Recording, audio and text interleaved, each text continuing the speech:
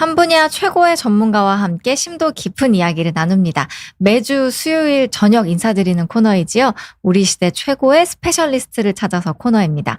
저는 비욘디 정진희 PD이고요. 오늘도 정말 재미있는 주제로 교수님을 모셨는데요. 여러분 혹시 검진에서 용종이 있다는 이야기 들어보신 적 있으신가요? 저도 있는데요. 용종이니까 괜찮겠지 하고 넘기는 경우가 사실 굉장히 많을 것 같은데 어쩌면 이 작은 용종이 암이 될 수도 있다고 합니다. 그래서 오늘은 어떤 용종은 괜찮은 거고 어떤 용종이 암이 되는지 이 내용에 대해서 자세히 배워보려고 합니다. 이 분야 최고의 전문가이시죠. 강동 경희대병원 소화기내과의 차재명 교수님과 함께합니다. 교수님 안녕하세요. 안녕하세요. 오랜만에 나와주셨죠. 제가 참 좋아하는 나왔습니다. 교수님인데요. 감사합니다. 또 한 몇 개월 또 지났어요. 그렇죠? 그러게요. 어떻게 또 지내셨는지 짧게 인사와 근황 이야기 들려주세요.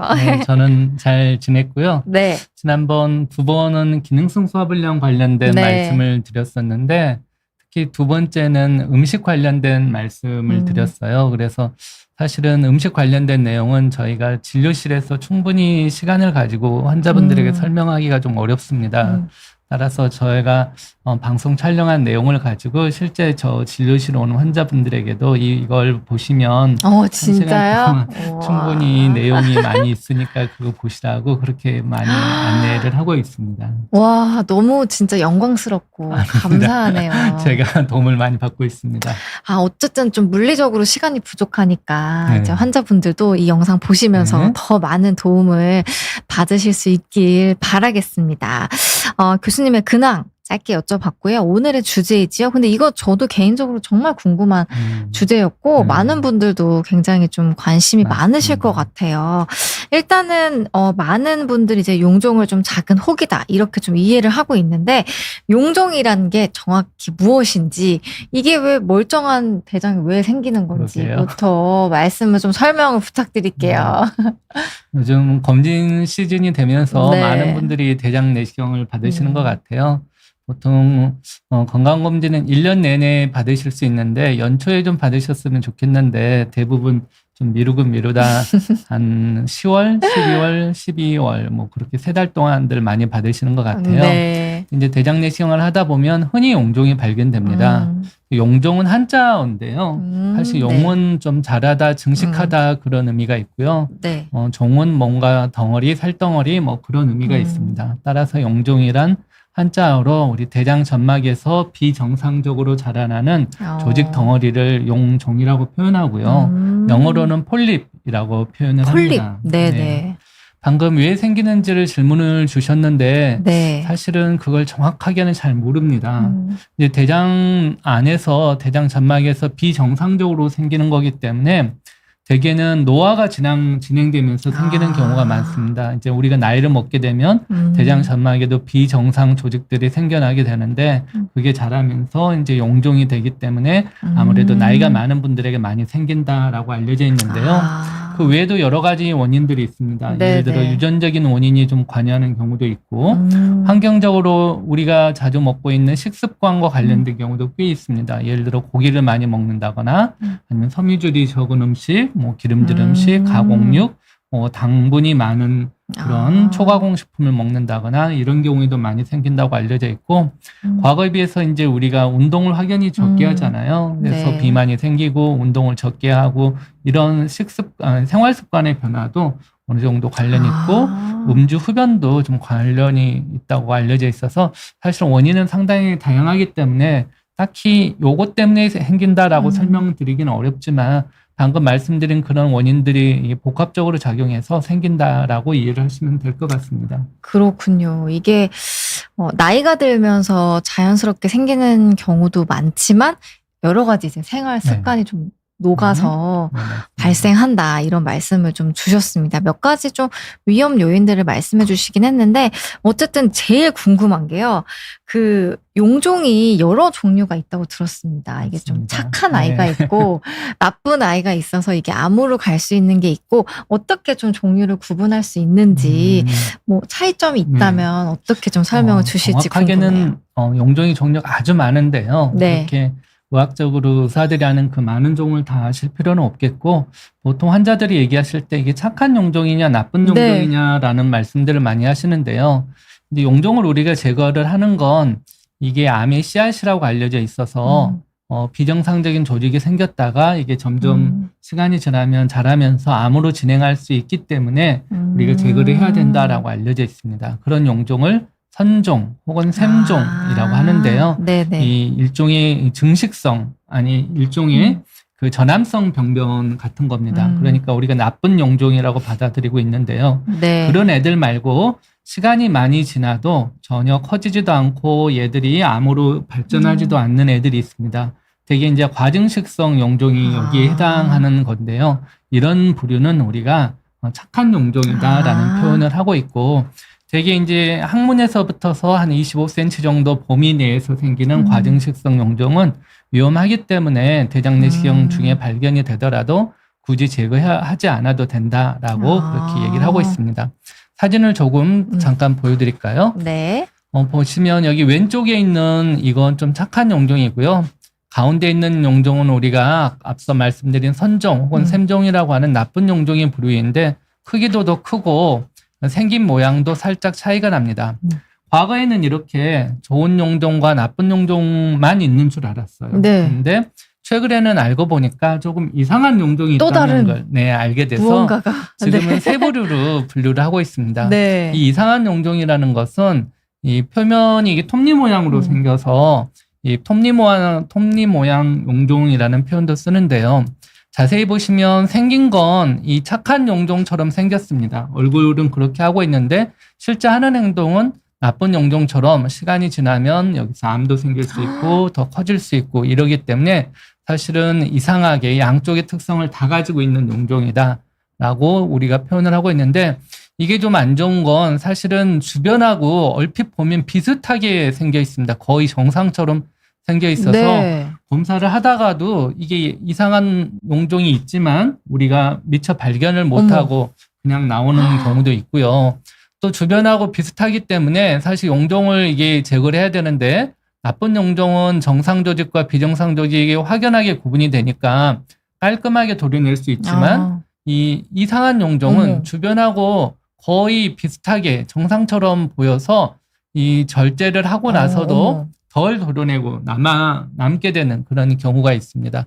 따라서 최근에 관심이 많이 증가하고 있는 그런 타입이 바로 이상한 용종입니다. 그렇군요. 근데 모양을 보니까 이제 설명을 네. 들으면서 모양을 보니까 확실히 저 나쁜 용종은 진짜 모양이 좀 울그락불그락하기도 하고 나쁘게 좀 생겼습니다. 성질이 나쁘게 생겼습니다. 네. 그러면 이제 당연히 이제 그 내시경을 해주는 선생님들께서는 네. 모양만 보고도 이게 딱딱 구분이 되시는 건지도 궁금합니다. 거의 저희가 찾아낼 수 있습니다. 네. 자세히 보시면 여기 표면에 여기 주름이 살짝 있어요. 그래서 표면 모양이 다르거든요. 네. 소위 우리가 관상을 보면 네. 이게 암이 될 용종인지 암이 안 될 착한 용종인지를 어느 정도 구분할 수가 있는데 이제 크기가 너무 작은 경우에는 사실 구분이 잘 안 되는 경우도 있습니다. 해서 구분이 잘 안 되는 경우는 일단 착한지 나쁜지 잘 모르니까 일단 제거를 하는 경우가 있는데 크기가 어느 정도 형태가 갖춰지면 거의 저희가 육안으로 어느 정도 구분을 할 수가 있습니다. 그렇군요. 그런데 사실 거의 대부분은 착한 용종이겠죠, 교수님?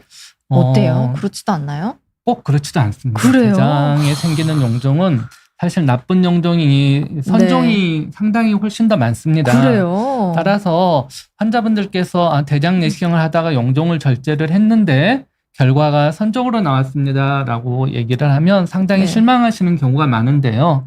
사실은 선종일 가능성이 높기 때문에 제거를 한 겁니다.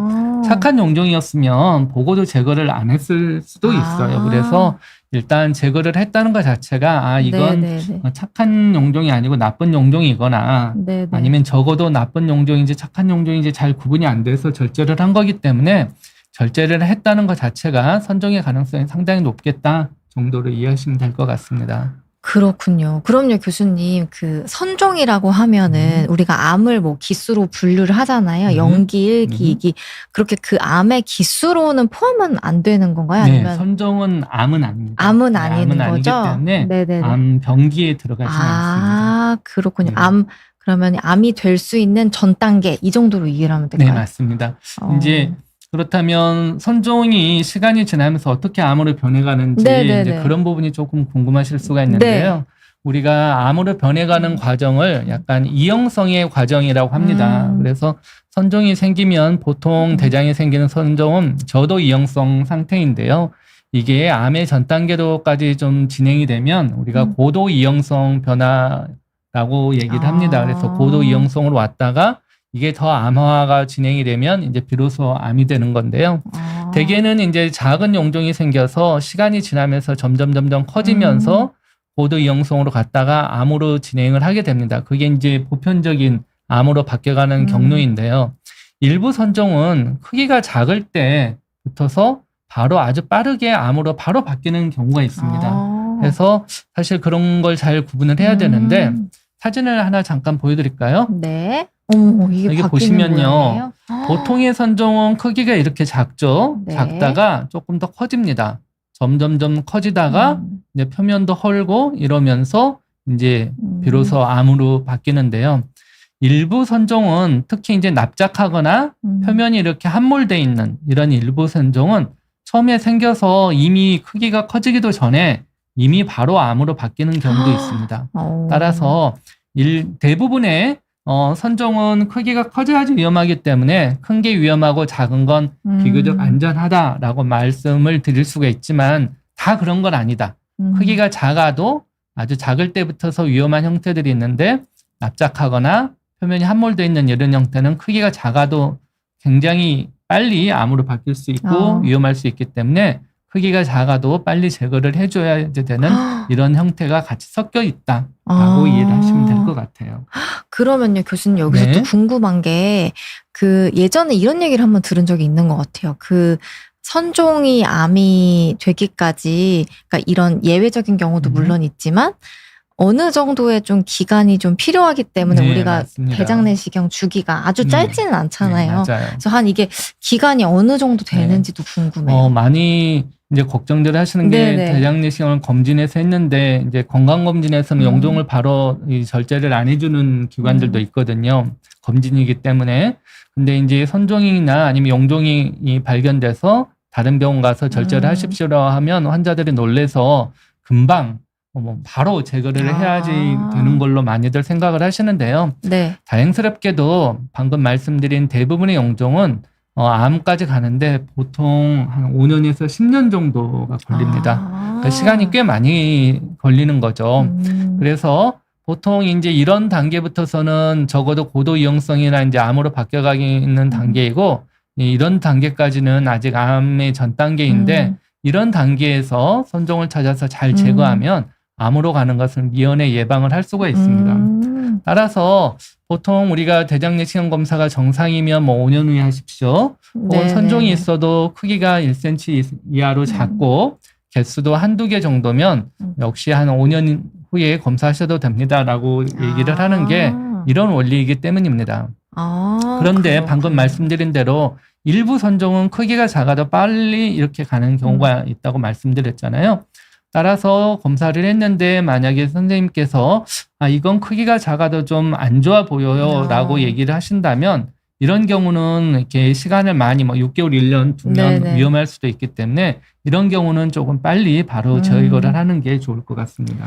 그렇군요. 다행히 좀 빠르게 자라나는 아이들도 있지만 네, 대부분의 선종은 네, 조금 맞습니다. 그래도 비교적 느리게 자란다. 네, 이런 맞습니다. 말씀을 또 주셨습니다. 근데 아까 또 우리가 착한 용종이 있고 암이 될 수 있는 선종이 있는데 선종의 비율이 꽤 높다 이런 말씀을 네. 주셔서 그래서 거의 용종을 발견을 하면 좀 제거를 하는 걸로 이렇게 이해를 해도 될까요? 네, 교수님? 맞습니다. 우리가 대장내시경 하면서 발견되는 용종은 대부분 선종이라고 이해를 하시면 될 것 같아요. 대부분. 네, 대부분 선종이기 네네. 때문에 저희가 발견된 용종은 대부분 제거를 하고 있고요. 되게 이제 과증식성 용종 같은 경우는 네. 직장에서부터서 이제 한 25cm 정도 대장의 끝부분에 있고 크기가 좀 작습니다. 보통 한 5mm 정도. 네네. 그렇게 작고 표면도 이게 선종과 좀 다르게 생겨 있기 때문에 그런 경우는 우리가 발견을 해도 제거를 하지 않는 경우도 있습니다. 하지만 그 외에 대부분의 용종들은 선종일 경우가 많아서 대부분 제거를 하고 있습니다. 그렇군요. 네, 그렇게 선종을 좀 잘 이해해 주시면 좋을 것 같은데 요즘에는 그 내시경이 엄청 발전했다고 이야기를 하잖아요. 네. 그리고 쉽게도 우리가 받아볼 수 있고 그런데 이제 대부분 그러면 그런 용종은 내시경을 하면서 절제를 한다 이렇게 이해를 해도 되는지 네. 아니면 또 다른 방법도 있는지 이런 것도 궁금해요. 네, 맞습니다. 네. 대부분의 용종은 조직검사 겸자라는 게 있는데요. 집게 같은 겁니다. 집게 네네네. 같은 걸로 아주 작은 건 딱 뜯어내면은 그걸로 뜯어내는과 동시에 제거가 되니까 생검 겸자라는 그런 도구를 이용해서 이렇게 뜯어내듯이 제거를 할 수가 있고요. 그거보다 조금 큰 경우 대부분 한 3에서 5mm 이상이 되면 우리가 용종 절제술 혹은 폴립 절제술 이런 걸 이용한다고 하는데 올가미라는 게 있습니다. 사진을 좀 보여드리면요. 네, 올가미가 있나요? 보시면 이렇게 네. 올무처럼 생긴 이 쇠로 만들어진 날카로운 이 올가미를 가지고 네. 이 용종을 잡아서 꾹 짜면 이 점막이 끊어집니다. 어떤 방법을 동원하는 게 아니라 기계적인 힘으로 그냥 뜯어내는 거죠. 이렇게 절제하는 방법이 있고요. 좀 큰 경우는 이런 식으로 꼭 묶는다고 해서 여기가 톡 떨어지지 않습니다. 따라서 이 용종이 있고 정상 점막이 있으면 그 사이에 생리식음수를 넣어서 좀 들어 올립니다. 그래서 여기다 전기를 통하게 됩니다. 따라서 전기열을 통해서 여기를 끊어내는 방법으로 제거를 하기도 합니다. 전기가 통할 때 주변 점막에서 너무 가까우면 화상을 입을 수 있기 때문에 생리식염수를 넣어서 바닥에서부터 조금 들어 올린 다음에 절제를 하는 방법이 있고요. 대개 이제 한 10에서 한 20mm까지는 이런 방법으로 다 제거를 할 수가 있는데 이거보다 더 크기가 크면 사실 이런 올가미 안으로 들어오지가 않습니다. 그러면은 사실은 아주 조각조각 내서 잘라내는 방법이 있고 그걸 통으로 잘라내기 위해서는 여기 보이는 것처럼 내시경 점마가 박리술이라는 방법이 있는데요. 여기 보이는 용종은 꽤 크잖아요. 네. 올가미 안에 들어오지가 않습니다. 네네네. 그러면 역시 이 아래에다가 생림식염수를 채운 다음에 내시경 칼이라는 게 있어요. 네. 내시경 칼로 여기를 우리가 이 일식집에 가면 그 회를 뜨듯이 네네. 그렇게 조금씩 발라내가는 방법으로 이렇게 조금씩 발라내가면서 이렇게 발랐다가 이렇게 발랐다가 완전히 이렇게 도려내는 이런 식으로 도려낼 수 있는 방법이 있습니다. 내시경 점마가 박리술을 동원을 하면 이렇게 올가미 안으로 들어오지 않는 크고 넓적한 그런 종양들을 다 제거할 수 있는 그런 장점이 있는데 내시경 하는 의사들의 어떤 술기가 굉장히 좀 많이 발전을 하고 있습니다. 전 세계에서 내시경을 제일 잘하는 사람들이 일본 사람하고 한국 사람이라고 하거든요. 저희가 굉장히 자부심을 네. 가지고 있는 부분 중 하나인데요. 물론 이제 일본 사람들도 잘하지만 한국 사람들도 그에 못지않게 내시경과 관련된 여러 가지 술기를 굉장히 잘해서 어지간한 크기의 어떤 용종은 저희가 수술을 하지 않고도 다 제거를 하고 있습니다. 사실 신기합니다. 이런 방법들이 없었을 때는 과거에는 수술을 하는 경우도 있었거든요. 물론 지금도 일부는 수술을 하는 경우가 있습니다. 이런 방법을 동원하더라도 절제가 좀 어렵다거나 아니면 이런 방법을 동원을 하다 보면 대장벽이 두껍지가 않거든요. 네네. 근데 위층과 아래층을 분리를 해서 이렇게 박리를 하는 과정에서 출혈이나 천공 같은 게 생길 수가 있고 그러다 보면은 수술로 이어지는 경우도 있지만 사실 경험이 많은 선생님들이 굉장히 이런 시술들을 잘하기 때문에 국내에서는 수술로 제거하는 경우는 그렇게 많은 케이스는 아닙니다. 거의 대부분 내시경을 통해서 맞습니다. 제거를 하게 되고 네. 다만 이제 크기에 따라서 방법은 조금 달라질 수 있다. 그렇죠. 이렇게 좀 이해를 해보면 되겠습니다. 질문들을 많이 주셨는데요. 요거 한 가지만 더 여쭐게요. 네. 근데 요 사진 보면요, 네. 교수님. 이거는 굉장히 크기가 커 보여서 네, 이건 좀 맞습니다. 다른 질문이기는 한데 네. 이렇게 막 장을 거의 막는 것처럼 큰 용종이 있어도 증상이 없나요, 혹시? 그럼요.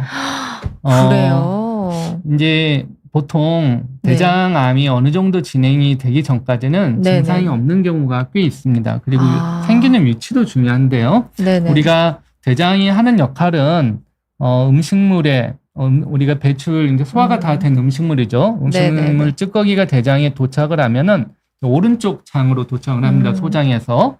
그러면 그게 대장을 통과를 하면서 물을 흡수하고 전해질을 흡수를 해서 이 음식물 찌꺼기를 좀 단단한 대변의 형태로 만드는 역할을 해요. 근데 오른쪽에 있을 때는 대변 찌꺼기들이 거의 미숫가루나 혹은 미음 같은 형태로 상당히 좀 무른 변의 형태입니다. 그런 변의 형태일 때는 대장이 상당히 막히더라도 증상이 없는 경우가 많아서 이런 큰 용종뿐만이 아니라 심지어 대장암이 생겨서 어느 정도 장을 거의 막더라도 대변 통과하는데 거의 지장이 없어서 증상이 생기지가 않는 경우가 많습니다. 그렇구나. 다만 오른쪽이 아니고 이제 왼쪽에 네네. 그렇게 장이 막히거나 아니면 대장암이 생기게 되면 아무래도 왼쪽에까지 도달한 대변 덩어리들은 이제 형태가 좀 굳어지고 딱딱해진 대변 덩어리이기 때문에 좀 많이 막히게 되면 대변 덩어리가 지나갈 때 막혀서 통증이 생긴다거나 출혈이 생긴다거나 그런 증상이 생길 수 있어서 사실은 오른쪽에 생기는 것과 왼쪽에 생기는 게 증상이 좀 다를 수가 있습니다. 와. 그런데 어지간히 커져도 증상이 안 생기는 경우가 많기 때문에 많은 분들이 이게 대장 내시경을 할 때가 돼서 해보시라고 하면 나는 증상이 없는데 괜찮지 않을까요? 라는 말씀을 하거든요. 근데 그건 해보기 전에는 알 수가 없습니다.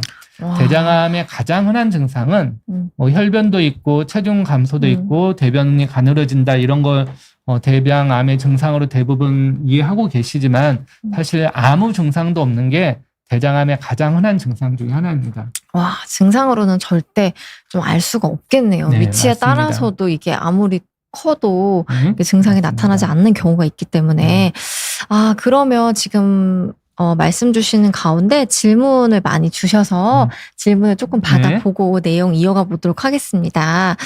네, 윤희님 너무 궁금한 내용이라고 말씀 주셨고요. 또 저희 아버지가 비교적 젊은 나이에 대장암 진단을 받았는데 그 이후 가족들이 검진 주기를 어떻게 잡아야 되는지 조금 헷갈리신다고 가족력이 있으면 조금 이렇게 줄여서 받아야 되는지. 네, 되게 걱정이 되실 것 같아요. 네. 꼭 아버님뿐만이 아니라 뭐 형제 자매 중에 대장암이 있는 경우도 되게 걱정이 되시는데 되게 이제 대장암을 진단받으면 우리가 여기 사연 올리신 분이 비교적 젊은 나이라고 말씀을 주셨는데요. 보통 우리가 50세를 기준으로 50세보다 더 이른 나이에 대장암을 진단받게 되면 우리가 젊은 대장암이라는 표현을 쓰고 있습니다. 네네. 일반적으로 대장암은 60대 이후에 많이 생기고요. 그래서 우리가 대장 내시경 검진을 보통 60대보다 10년 이른 50대부터서 대장 내시경 검사를 하십시오라고 우리가 권장을 하고 있습니다. 그런데 50세 이전에 생긴 대장암은 우리가 젊은 대장암이라는 표현을 쓰고 있는데 최근에 젊은 대장암이 많이 늘어나고 있습니다. 우리가 과거 대장 내시경 검사를 50세 이후에 하십시오라고 하다 보니까 50세 이전의 세대들이 좀 어떻게 보면 사각지대였던 거죠. 그래서 대장 내시경을 특별히 권장하지 않았기 때문에 50세 이전 인구들이 대장 내시경을 많이 받지 않았던 측면도 있고요. 지금 50대보다 더 많은 연령층에 비해서 젊은 사람들은 과거에 비해서 서구화된 식습관을 훨씬 더 많이 하고 있습니다. 뭐 고기를 많이 먹는다거나 기름진 음식, 뭐 채소류를 적게 먹고 또 운동도 덜 하고 그리고 비만 인구도 더 많고요. 그리고 이게 차를 많이 이용하고 걷기도 더 적게 하고 뭐 스트레스도 많이 받고 이런 것 때문에 최근에 젊은 대장암이 늘어나고 있습니다. 젊은 대장암이 가족 중에 있었다면 가족분들 중에서 그 대장암을 진단받은 나이가 중요합니다. 그 진단받은 나이보다 10년 일찍 대장 내시경 검사를 하도록 권장을 하고 있습니다. 예를 들어 아버님께서 43세에 대장암을 처음 진단받았다면 앞서 말씀드린 대로 선종이 암으로 진행되는 데까지 한 10년은 걸리기 때문에 그거보다 10년 일찍인 33살부터서 대장 내시경을 검사하시라고 권해드리고 있습니다. 그래야지 가족분들이 43세에 생길 수 있는 대장암을 미리 10년 전에 대장 내시경을 해서 선종인 상태에서 제거를 하고 예방을 할 수 있게 되는 겁니다. 따라서 가족분들 등의 젊은 나이에 대장암이 생겼다라고 하시면 그 나이보다 10년 일찍 대장 내시경 검사를 시작하면 된다라고 이해하시면 될 것 같습니다. 네, 질문을 또 많이 주셨는데, 요 질문 먼저 받아보면 좋을 것 같아요. 내일 대장 내시경 검사를 앞두고 지금 방송을 시청 중에 계신가 봐요. 질문을 또 길게 주셔서 먼저 한번 보겠습니다. 안녕하세요. 안 그래도 내일 위 대장 내시경 검사를 하려고 지금 EKSRN R2520님입니다. 물을 마시고 있는데요. 토할 것 같아요. 원래는 6시부터 물에 약 타서 먹으라고 했는데 제가 6시에 배가 너무 고파가지고 조금 뭘 드셨나 봐요. 그래서 8시부터 약을 복용하고 있는데요. 아직 신호가 없네요. 이 과정을 이따가 또 해야 하고 너무 어질어질한데요. 그런데 문제는 2023년에 용종을 좀 많이 떼어내셨나 봐요. 그래서 내일 또 얼마나 많이 나올지 좀 걱정이 되고 질문은 이제 하프렌산 물에 타서 한 통을 먹었는데 아직 신호가 없는데 바로 이 가루를 또 물에 타서 바로 마셔야 할까요? 이런 질문을 주셨습니다. 지금 힘든 시간을 보내시고 계신 것 같습니다. 이것 때문에 검사하기 싫어하시잖아요. 대장 내시경을 하시는 분들 중에서 이구동성으로 하시는 말씀이 내시경 과정은 수면으로 하니까 그나마 참을 만한데 전날 장 정결을 하는 약을 먹는 게 너무 힘들다라는 말씀을 많이 하세요. 과거에 비해서는 지금 이 양도 좀 많이 줄어 있는 상태고요. 저희 하프렌산이라는 이제 저런 제품에는 이게 비타민 C 성분도 좀 들어 있어서 사실은 맛도 예전보다는 조금 이 개선이 되어 있습니다. 하지만 여전히 좀 힘드신 건 사실이죠. 이게 물에 타서 뭐 복용하는 산재 형태로 이 복용을 하는 건데요. 보통 대장 내시경을 할 때 이제 저런 장 정결 약물을 드시는 방법이 대장 내시경 날짜를 기준으로 검사 전날의 절반을 먹고 저녁에요. 네. 그리고 주무시고 나서 다음날 아침에 새벽에 또 나머지 절반을 먹는 방법이 있습니다. 그렇게 반반 나눠서 먹는 게 연달아 먹는 것보다는 훨씬 더 복용하는 게 더 쉽고 또 부작용도 적기 때문에 그렇게 반반 나눠서 먹는 분할요법을 권장을 하고 있는데요. 아주 또 잘 드시는 분들은 나는 전날 밥 먹고 자려고 하니까 화장실도 들락날락하고 잠을 좀 펼쳐서 잠을 잘 자지 못했는데 당일날 아침에 새벽부터서 나는 잘 먹으니까 원래 연달아 먹고 싶다라는 분들도 있으세요. 네네네. 그렇게 먹는 분들도 있는데 사실은 지금 이분처럼 반반 나눠서 먹는 게 일반적인 표준적인 방법이고요. 반응이 조금 느리신 경우가 있습니다. 예를 들어 평소에 변비가 좀 있다거나 아니면 대장 운동이 남들보다 좀 더 늦어서 장 운동이 좀 떨어져 있는 분들이 있는데요. 이런 분들은 약을 먹어도 바로 반응이 오는 게 아니라 반응이 좀 뒤늦게 와서 이제 괜찮은가 보다라고 주무셨는데 새벽에 일어나서 이제 화장실 막 다니기 시작하고 그런 경우도 있습니다.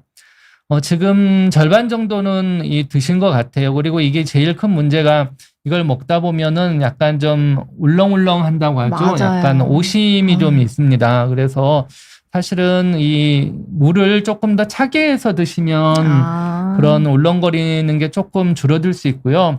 만약에 많이 불편하시면 뭐 레몬이나 약간 신 것을 조금 드시면 그런 게 좀 가라앉으실 수가 있습니다.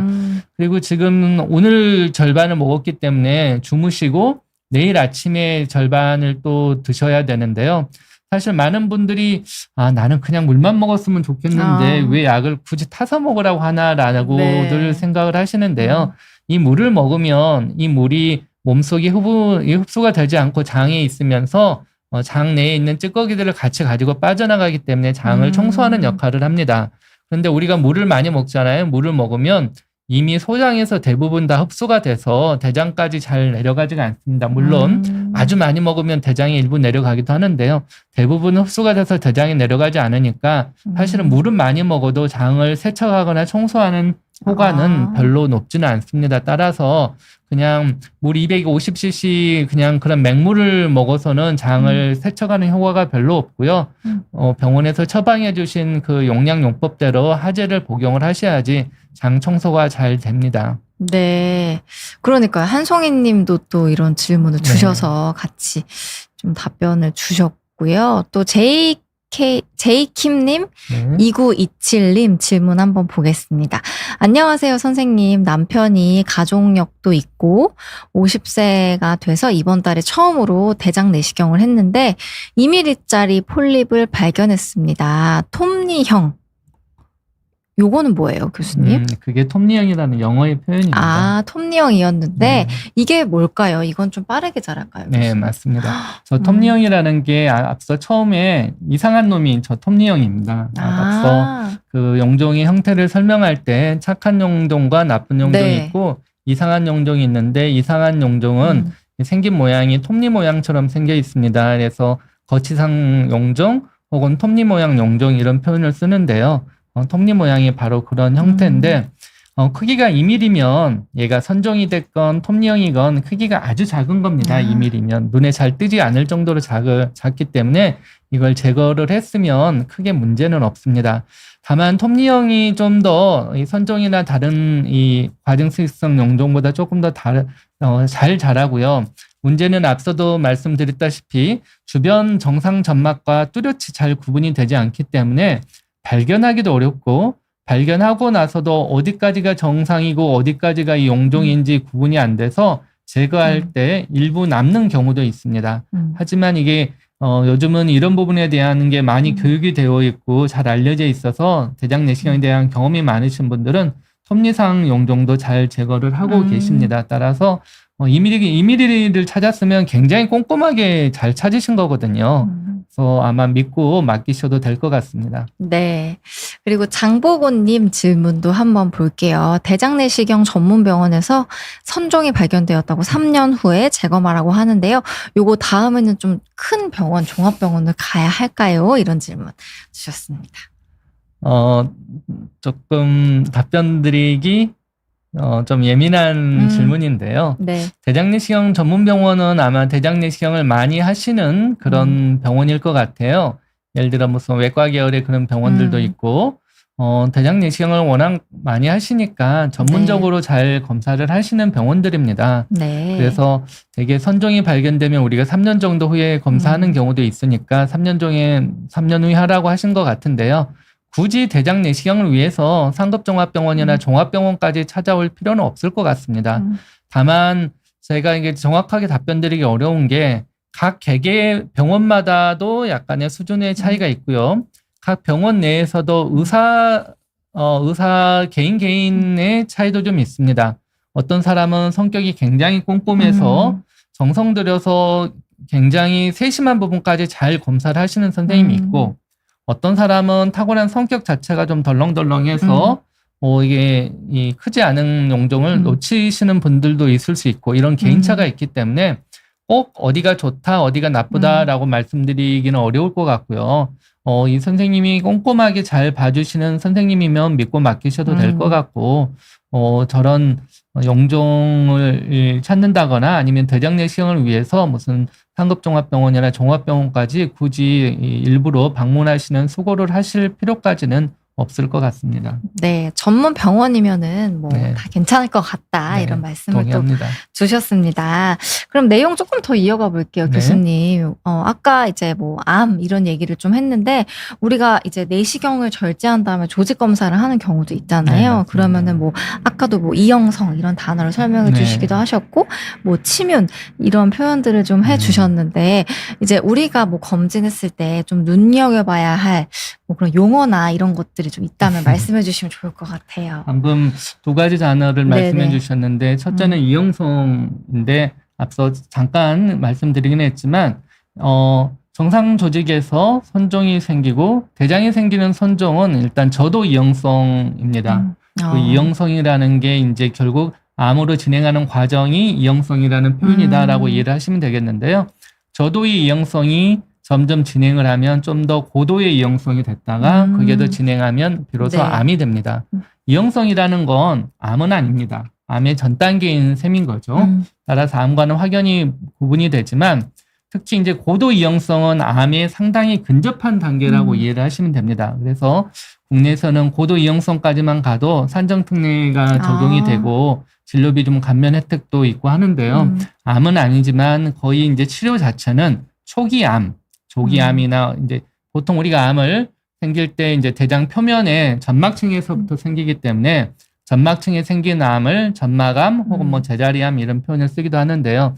그런 암에 거의 준해서 치료를 해야 되기 때문에 고도 이형성 변화가 왔다라고 하면은 이건 오래 둬서는 안 되고 암처럼 빨리 치료를 해야지 된다라고 이해를 하시면 되겠고요. 다행스럽게도 고도 이형성은 아직 암은 아니기 때문에 고도 이형성 변화만 가지고 전이가 된다거나 나중에 수술하거나 무슨 항암 치료를 해야 되는 경우는 없습니다. 네. 대부분 내시경으로 잘 절제가 되고 있고요. 일단 암이 생겼다고 하면 암은 늘 대장 점막의 표면에서부터 생깁니다.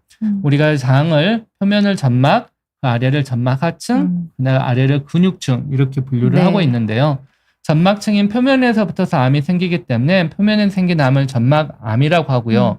그 아래에 점막 하층에 생긴 암을 점막 하층암이라고 표현을 하는데요. 내시경으로 치료를 할 수 있는 것은 점막에 생긴 암이거나 혹은 점막 하층에 생겼더라도 상부에서부터서 점막 하층을 3등분해서 3분의 1, 3분의 1, 3분의 1로 나눈다면 상부 3분의 1층, 그러니까 아주 표층인 거죠. 점막 하층의 표층에까지 있는 암은 우리가 내시경으로 어느 정도 절제를 하고 수술을 안 해도 재발하거나 그럴 위험이 적습니다. 하지만 이제 우리가 암의 뿌리가 좀 깊다, 뭐 점막 하침륜이 있다 이런 표현을 쓰는데요. 점막 하층으로 침륜이 있다는 얘기는 이미 이게 암인 조직이고 암이 생겨서 아래로 점점 파고 들어가기 시작한다라고 이해를 하시면 되겠습니다. 따라서 점막 하층에 침륜이 있다라는 그런 표현이 있다는 것 자체가 이미 이 병변은 암이고 아래로 들어갈 수가 있기 때문에 보통 우리가 1mm를 기준으로 합니다. 네. 점막하고 점막 하층에 이게 경계면이 있는데요. 그 경계면에서 1mm까지 침륜이 있으면 그 안쪽 표면에만 있으면 그 내시경으로 우리가 치료할 수 있는 영역이고요. 1mm를 넘어서서 그 아래로 더 침륜이 있다면 이건 내시경으로 치료할 수 있는 영역을 이미 넘어섰기 때문에 이건 수술로 절제를 해야 된다라고 이해를 하시면 되겠습니다. 간혹 환자분들이 이런 경우가 있으세요. 조직 검사를 했는데 네네. 저는 고도 이형성이라고 나왔습니다. 그럼 이건 암이 아닌 거죠? 라고 말씀하시는 경우가 많은데 조직 검사가 전체 병변을 대변하지는 않습니다. 마치 큰 사과가 있으면 썩었을 때 한쪽은 썩어 있지만 반대편은 정상 사과 조직이 있는 것처럼 암 조직도 일부는 저도 이형성, 일부는 고도 이형성, 일부는 암 조직이 같이 섞여 있는 경우도 있습니다. 물론 전체가 한 덩어리인 경우도 있지만요. 해서 전체가 한 덩어리의 조직으로 이루어져 있으면 조직 검사만 해도 바로 진단이 되는 거죠. 근데 전체가 골고루 여러 가지 조직이 섞여 있는 경우는 내가 딱 떼낸 그 조직에 암세포가 없으면 조직 검사에서는 암이 아니었던 거예요. 하지만 전체를 도려내봤더니 암이 있어서 이 병변은 암입니다라고 진단이 바뀌는 경우가 있습니다. 따라서 조직 검사가 전체를 대변할 수 없고 조직 검사가 절제를 다 전체 해보기 전에는 완전한 진단명이 아닐 수 있다라는 걸 이해를 하셔야 되겠습니다. 많은 분들이 네네. 수술 전에는 내시경으로 전체를 도려내기 전에는 저도 이형성 혹은 고도 이형성이었는데 막상 도려내고 보니까 왜 암으로 바뀌었죠? 진단이 이렇게 말씀을 하시는 경우가 있는데 방금과 같은 그런 경우이기 때문에 조직 검사가 꼭 전체를 대변하는 거 아니다라는 걸 꼭 이해를 해 주셔야 할 것 같습니다. 그렇군요. 그럼 교수님, 그 절제한 용종은 전부 다 조직 검사를 하나요? 아니면 조금 뭔가 모양이 이상할 때나 그럴 때만 하는지도 궁금해요. 저희가 육안으로 어느 정도 네네네. 알아맞힐 수 있다라고 네네. 말씀드렸잖아요. 하지만 육안으로 100% 맞출 수 있는 건 아닌데 조직 검사는 거의 100%를 맞출 수가 있습니다. 따라서 우리가 조직 검사라고 하는 건 조직 검사라 내시경으로 절제를 하고 나면 모든 조직을 다 조직 검사를 보내서 무조건 확인을 다 합니다. 하는군요. 네. 그래서 이상한 경우만 우리가 이 조직 검사를 의뢰하는 게 아니고요. 선종이어도 조직 검사를 보내고 과증식성 용종이어도 조직 검사를 보내고 암이어도 조직 검사를 보냅니다. 일부 환자분들은 조직 검사를 보냈다는 것 자체가 진짜 암을 의심하는 거 아닌가라고 해서 굉장히 낙담을 하시고 마음의 준비를 심지어 하고 오시는 경우도 있는데 꼭 그렇지 않습니다. 이상하고 눈으로 100% 맞출 수 없기 때문에 조직 검사로 한 번 더 확인하는 과정이라고 이해를 하시면 됩니다. 그래서 네. 모든 조직은 떼고 나면 일단 조직 검사를 의뢰를 한다. 거의 100% 조직 검사가 필요하다라고 이해를 하시면 되겠습니다. 네, 조직 검사를 한다고 해서 아주 막 너무 걱정하실 필요는 그럼요. 없다는 저도 말씀을. 가끔가다 조직 검사를 했을 뿐인데 방금 네, 말씀드린 대로 어떤 환자분이 몇 년 전인데요. 네. 심지어 유산을 다 정리하고 오셨다고 마음의 준비를 다 하고 오셨으니까 편하게 말씀해 달라라고 아이고. 말씀하신 분이 있어서 정말 예민하신 분들도 있구나라는 생각을 했었는데요. 사실 저희는 조직 검사를 늘상 매일매일 대부분의 환자에서 다 하고 있기 때문에 조직 검사 이퀄 암을 진단하는 과정이 아니다라는 거 이해를 해주시면 좋겠습니다. 네. 그리고 엔젤님께서 이런 질문 주셨는데요. 우리가 아까 그 과증식성 용종이랑 선종이랑 다르다 이렇게 말씀을 주셨는데 이게 한 번 과증식성 용종이면은 계속 이게 뭐 나쁜 성질로 바뀌지는 않는지 이런 것도 걱정을 하실 것 같아요. 네네. 아예 좀 씨앗이 다른 거라고 보면 될까요, 교수님? 네, 아예 씨앗이 좀 다른 거라고 봐야 될 텐데요. 예를 들어 선종은 크기가 작을 때도 선종이고 커도 선종이고 점점 암으로 네네네. 바뀌어가니까 우리가 선종은 크기가 작아도 얘가 네. 암에 씨앗이 될 수 있으니까 제거를 합니다라는 표현을 하는데요. 네. 과증식성 용종 같은 이 진단이 정확하다면 그건 그대로 놔둬도 시간이 지나도 그게 선종으로 바뀌거나 그러지는 않습니다. 다만 앞서 말씀드린 대로 생긴 건 과증식성 용종처럼 생겼는데 행동은 선종처럼 나중에 커서 크기도 하고 암으로 바뀔 수 있는 이상한 용종이 있다라고 말씀드렸잖아요. 그 이상한 용종을 우리가 과증식성 용종으로 착각할 수는 있습니다. 그래서 처음에 내가 과증식성 용종으로 생각을 하고 이건 과증식성이니까 제거 안 해도 되겠네 라고 생각을 하고 제거를 안 했는데 나중에 얘가 크기가 자랐다면 처음부터서 과증식성이 아니었던 거겠죠. 그렇게 잘못 오해를 할 수가 있는데 이론적으로는 그런 오해를 했던 경우가 아니라면 이게 중간에 성질이 뒤바뀌는 경우는 없다라고 이해를 하시면 되겠습니다. 그렇군요. 빙그레님 질문도 한번 보겠습니다. 77세 남성분이시고요. 12년 전에 결장암 수술을 받으셔서 2년 만에 내시경 검사를 하는데 매번 용종이 좀 많이 나오신대요. 금년에도 지난주에 했는데 12개 절제를 하고 6개월 후에 다시 검사를 해야 한다고 합니다. 이렇게 좀 용종이 많이 생기는 이유가 뭘까요? 조직 검사 결과 좀 기다리고 계셔서 걱정이 많이 되시나 봐요. 저도 그 이유를 알았으면 좋겠는데요. 네. 보통 우리가 대장 내시경을 하면 용종이 적게 생기는 분들은 한두 개, 많이 생기는 분들은 서너 개 정도 있고요. 우리가 보통 용종이 3개 이상이면 용종이 좀 많습니다. 그리고 만약에 10개 이상 가지고 있으면 매우 많습니다. 그렇게 표현을 하는데요.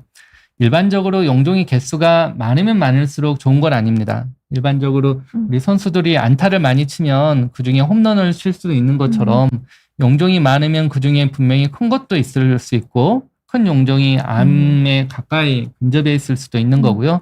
또 용종이 많다 보면 그중에는 납작하거나 아니면 함몰되어 있는 형태도 있어서 그런 용종은 안 좋다고 앞서 말씀드렸기 때문에 안 좋을 수 있어서 일단 개수가 많은 것 자체는 안 좋은데요. 어떤 분들은 이게 10개 혹은 10개 이상이 매우 자주 생기는 경우가 있는데 사실은 이런 분들은 뭔가 유전적인 문제가 있는 경우가 있습니다. 예를 들어 린치 증후군이나 아니면 가족성 용종성 증후군 그런 종류들이 있는데요. 네. 유전적으로 유전자의 변이가 있어서 대장에 수십 개, 많게는 수백 개의 그 선종이 생기는 환자들인데요. 이런 분들은 사실은 유전적으로 그런 성향을 가지고 있을 수 있는데 대개는 가족력을 잘 따져보면 가족력이 있는 경우가 많으세요. 그러니까 직계가족 중에서 부모님이 그런 용종이 원래 많은 분들이었거나 아니면 부모님의 할아버님부터서 그랬다거나 그렇게 가족력이 있는 경우도 많은데 과거에는 이제 형제 자매가 많았기 때문에 이런 걸 파악하기가 쉬웠습니다. 그런데 요즘은 형제 자매가 많지 않아서 사실 이게 가족력을 판단하기 되게 어려워요. 현재 장애 중에 나만 외동이면 네. 내가 그런 어떤 네. 비교 대상이 없기 때문에 조금 어려운데 계속해서 많이 생기는 이런 분들은 지금은 조금 연세가 많아서 그런데 이게 연세가 많지 않은 분들이 이렇게 많이 나오면 유전자 검사를 한번 확인해 볼 필요가 있고 가족 중에 나 말고 이 직계가족이나 이 직계가족 중에 나 말고 이런 성향이 있는 분들이 또 있는지를 좀 찾아서 보시는 게 좋을 것 같습니다. 네, 자세히 또 답변 주셨습니다. 아름다운 오약사님께서는요, 용종 사진까지 보여주시고 너무 감사하다, 너무 좋다 이런 말씀 주셨고, 또 제이킴님께서는 도쿄에 계시나 봐요. 그래가지고 아까 그 선생님 말씀대로 일본 선생님이 좀 잘 찾아주신 것 같다. 아까 일본 선생님들도 잘 찾으신다고. 맞아요. 일본 선생님들 굉장히 꼼꼼합니다. 섬세하시고 꼼꼼하신가 봐요. 그리고 또 질문 또 남은 5분밖에 안 남아가지고 질문을 또 받아봐야 될 것 같아요, 교수님. 혹시 이런 질문도 있네요. EKF님께서 혹시 그 프로바이오틱스는 장 건강에 정말 도움이 되는지 궁금합니다. 이런 질문 주셨는데 혹시 뭐 좀 답변을 주시자면요. 네, 저희가 대장내시경원에서 선종이 나왔다고 해서 프로바이오틱스를 드십시오라고 권장을 하지는 않습니다. 네. 뭐 장내 유산균 환경이 좋아지면 사실 대장 종양이나 암도 어느 정도 뭐 긍정적인 측면이 있을 수 있겠지만 과학적으로 딱히 이 정립되어서 이러이러한 프로바이오틱스를 이렇게 드시는 게 좋습니다라고 정립된 게 없기 때문에 저희가 권하지는 않고요. 다만 일부 최근에 나온 연구를 보면 대장 내시경을 하고 나면 이게 설사하거나 전에 없던 가스 차거나 불편한 증상이 생긴다는 분들이 가끔 있으세요. 그런 분들은 대장 내시경을 하고 나서 장내 유산균 환경이 일시적으로 바뀌었기 때문에 그럴 때 유산균을 좀 드시면 증상이 조금 더 빨리 개선된다는 분들은 있는데요. 우리가 일반적으로 대장 용종이 있다고 해서 유산균을 드십시오라는 표현은 하지 않고요. 앞서 말씀드린 대로 대장 용종이 있는 분들이 보통 그런 식습관이나 생활 습관을 가지고 있는 분들이 많다라고 설명을 드렸잖아요. 예를 들어 고기를 많이 먹는다거나 육식을 하고 기름진 음식을 많이 먹고 섬유질은 잘 먹지 않고 배가 나와 있고 그리고 운동 잘 안 하시고 이런 분들이 많기 때문에 만약에 그런 요인들을 가지고 있다면 프로바이오틱스 먹는 것보다는 그런 요인을 좀 식습관이나 생활 습관을 좀 개선하는 것부터 좀 해보시면 어떨까. 특히 비만이신 분들은 비만은 완전히 이 인과관계가 잘 정립되어 있습니다. 비만인 분들 대장암도 많이 생기고 대장 선종도 더 많이 생긴다고 알려져 있기 때문에 살을 빼고 좀 운동을 하시는 걸 좀 권해드리고 싶고 그런 식습관이나 생활습관 개선이 좀 도움될 수 있을 거라고 말씀드리고 싶습니다. 네. 그리고 김지연님 질문 한번 볼게요. 요즘 주변에서 40대부터는 꼭 대장 내시경을 해야 된다 이런 말씀을 많이 들으셨나 봐요. 근데 뭐 사실 뭐 증상도 없고 가족력도 없는 사람도 40대 초반부터 해야 할까요? 언제 시작하라고 말씀 주세요, 교수님? 네, 중요한 질문을 해주신 것 같은데요. 네네네. 불과 한 몇 년 전까지만 해도 그리고 지금 우리나라 이제 국가 대장암 검진 사업도 50세부터서 검진을 시작하는 걸로 되어 있습니다. 그런데 앞서 잠깐 얘기가 나왔지만 최근에는 젊은 대장암 환자들이 많이 늘어나고 있다고 설명을 드렸었죠. 네네네. 그래서 서양에서도 대장암 검진을 시작하는 나이를 45세로 낮추었고요. 우리나라도 이제 45세로 낮추어서 이번에 새로 개정된 대장암 검진 사업부터서는 45세부터서 시작하도록 권장을 하고 있습니다. 하지만 방금 말씀드린 대로 젊은 대장암이 많이 늘어나고 있는데 그런 사람들은 다른 사람들과 다르게 복부 비만이 있거나 아니면 고위혈증이 있거나 혹은 뭐 고혈압이 있거나 아니면 공복 혈당이 높거나 이런 대사증후군을 가지고 있는 분들이 젊은 나이에 대장암이 많이 생깁니다. 따라서 본인이 좀 살이 좀 뚱뚱하고 고혈압도 있고 젊은 나이인데도 그런 고지혈증이나 이런 대사증후군이 있는 분이라면 젊은 나이지만 조금 더 일찍 대장 내시경을 검사를 하시는 것을 저희가 권장을 해드리고 있습니다. 그렇군요. 한 번쯤 좀 미리 받아보시는 것도 네, 좋을 것 같습니다. 그리고 이니전님께서는 이런 질문을 주셨네요. 저는 평소에 변비가 정말 심합니다. 일주일에 한 번 정도 화장실에 가는 것 같아요. 근데 이게 어떻게 보면은 장 속에 변이 오랫동안 머무르게 하는 거니까 좀 걱정이 되시나 봐요. 이런 게 대장암을 일으킬 수 있는 원인이 될 수도 있는지 아주 예리한 질문도 주셨습니다. 예리한 질문 주셨네요. 그리고 변비가 있는 분들은 정말 많이 궁금해 하시는 내용이신 것 같아요. 보통 상식적으로 생각하면은 대장 안에 음식물 띠꺼기 중에 뭐 발암물질도 있을 수 있고 이게 대장 안에 오래 머무르면 사실 대장암을 유발할 수 있지 않을까라는 생각들을 상식적으로 많이들 하시는데요.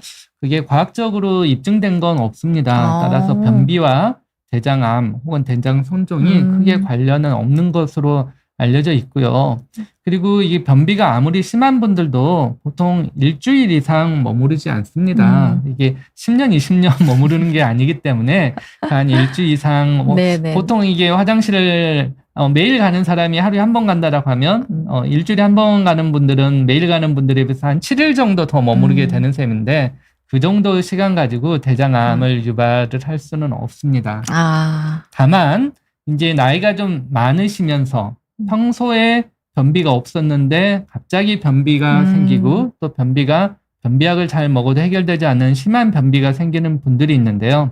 이런 경우는 없던 변비가 갑자기 생긴 게 아니라 대장암 때문에 변비 증상이 거꾸로 생긴 경우도 있습니다. 예를 들어 대장암이 이게 대장을 막아서 대변을 보기가 힘들어지는 상황을 내가 변비가 생겼구나라고 착각하는 경우가 있기 때문에 연세가 좀 많으시고 평소에는 대변을 아주 잘 봤는데 대변 습관이 바뀌면서 대변도 가늘어지고 뭐 변비가 심해지고 변비약을 먹어도 잘 해결이 안 되는 그런 변비가 생겼다라고 하면은 그리고 과거에 또 대장 내시경이나 대장암 관련된 검사를 받아보시지 않으셨다면 이 새로 생긴 변비가 대장암의 증상일 수는 있기 때문에 조금 주의가 필요할 수는 있겠습니다. 그렇군요. 네. 오늘 질문이 굉장히 많이 올라왔는데 시간이 너무 금방 가서 답변을 다 드리지 못한 점 양해를 드리겠습니다. 사실 준비한 내용도 더 있긴 한데 어떻게 좀 한 번 더 또 나와 주셔가지고 이거 나머지 반 해주시면 너무 감사드릴 것 같습니다, 교수님. 오늘 용종에 대한 이야기 그리고 뭐 대장암 이런 이야기까지 좀 나누어 봤는데요. 사실 뭐 검진에서 흔하게 나오는 이야기다 보니까 많은 분들이 관심을 가져주셨던 것 같습니다. 오늘 함께 해주신 교수님 그리고 늦은 시간까지 질문해주시고 채팅해주신 여러분들께도 깊은 감사의 말씀 드리면서 오늘 인터뷰쇼 마무리해볼게요. 여러분 시청해주셔서 감사합니다. 네, 감사합니다.